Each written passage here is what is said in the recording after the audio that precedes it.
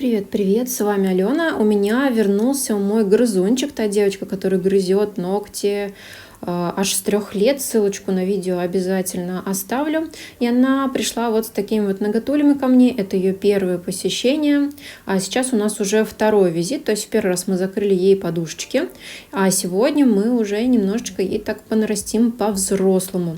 Приступаем к снятию материала. Я использую керамическую фрезу. Можно использовать твердосплавную, но у меня была такая. Убираем и видим, что у нас есть отслойки, и это абсолютно нормально. Вообще я даже не ожидала, что настолько проходит, то есть это прям реально было долго. Она, по-моему, 2,5-3 недели у меня где-то там прогуляла. Как-то мы не могли с ней встретиться, и вот в итоге сошлись. Обратите внимание, вот этот неровный свободный край, это то, с чем она пришла изначально, когда я показывала в самом начале видео, потому что там не было технической возможности даже что-то пилить. И вот смотрите, как уже выросло ногтевое ложе. Я считаю, что это вообще потрясный результат, то есть это успех. И теперь мы приступаем к обработке ногтей. Как всегда, я использую детскую присыпку. Мне все время спрашивают, что ты сыпешь. Я сыплю детскую присыпку, самую обычную. И дальше стандартная схема, пушер, фреза. В этот раз я взяла пламя.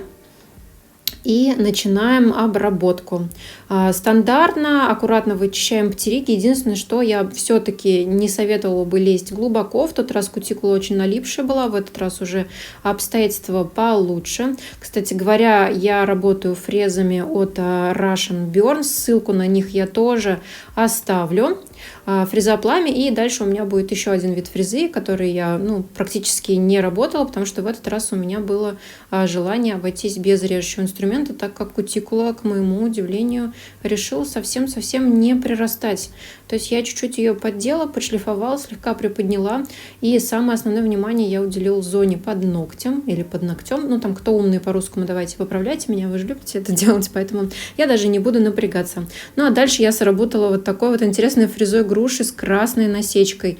Немного дошлифовала то, что меня смущало, и дальше самое главное вовремя остановиться. Поэтому я наношу антисептик, убираю лишнюю пыль и понимаю, что в принципе маникюр меня более-менее устраивает, какие-то мелочи можно доработать. И теперь мы будем делать на полноценное наращивание на нижние формы.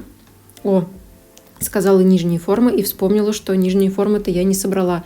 Я же сейчас в поте лица собираюсь на 2 конгресса в Москву и собираю с собой всякие маникюрные штучки, чтобы там было на чем работать. Да ладно, отвлеклась. Дальше опиливаем пилочкой для натуральных ногтей. Именно вот такой тонкой, потому что здесь какой-то другой вообще шансов подлезть нет.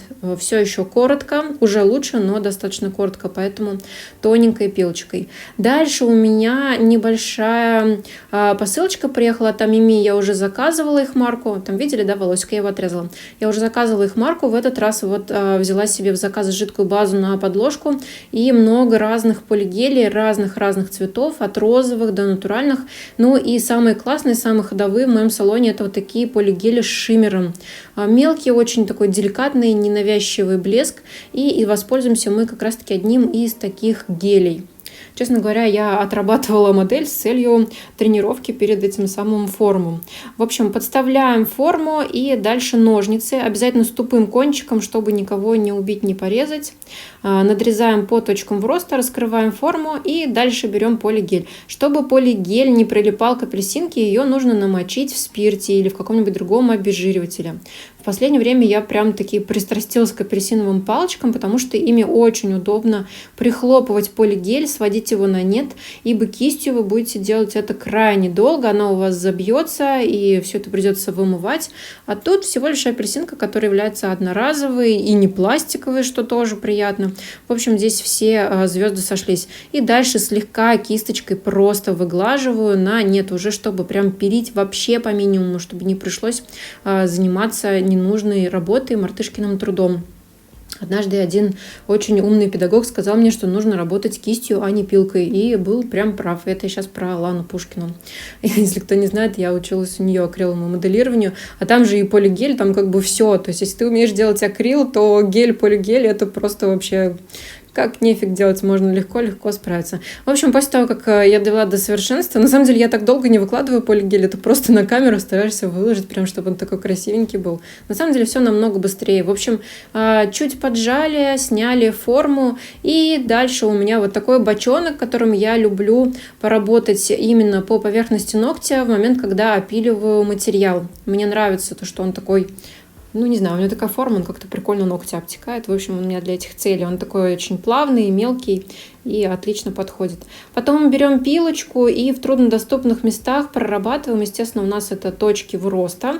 Я не говорю, что ногти будут очень сильно грациозные, но тем не менее это уже намного лучше, чем то, что было у нас в начале, и модель моя была счастлива.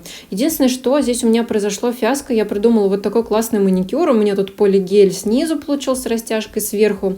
Я выложила вот такие розовые хлопушки, и в планах было перекрыть прозрачкой. Но я ошиблась и взяла не тот гель, не зная, что он совершенно не подходит для аквариумных дизайнов. То есть это гель для укрепления, он прекрасно выравнивается. Именно поэтому я его выбрала, потому что он жиденький. Марку называть не буду, потому что не хочу дискредитировать этих людей. Единственный их косяк был только в том, что они не написали, что он не подходит для аквариумного дизайна. Но вообще-то и никто и не пишет. В общем, проблема этого геля была в том, что после полимеризации он тупо пожелтел, и дизайн, на мой взгляд, был просто потерян и запорот. Хотя модель была просто счастлива, что у нее теперь полноценные, длинные, красивые ногти и очень женственные пальчики. Но я считаю, что это не страшно, эти недостатки ей не видны. Мне, конечно, было очень обидно, чуть ли не до слез, что он прожелтел, но если гель прожелтел, это не значит, что это плохой гель. Я просто использовала его не по назначению. Если не обращать внимания на оттенок, который убил весь полигель, который я хотела, чтобы он красиво-красиво блестел, то результат, я считаю, вообще просто шикарный. Модель счастлива, я довольна, техника отработана. Только не пишите, что они какой-то неправильной формы, потому что попробуйте сделать на такие широкие ногти наращивания. В общем, все сложилось, как я и задумывала. Вам большое спасибо за просмотр. До новых встреч. Пока-пока.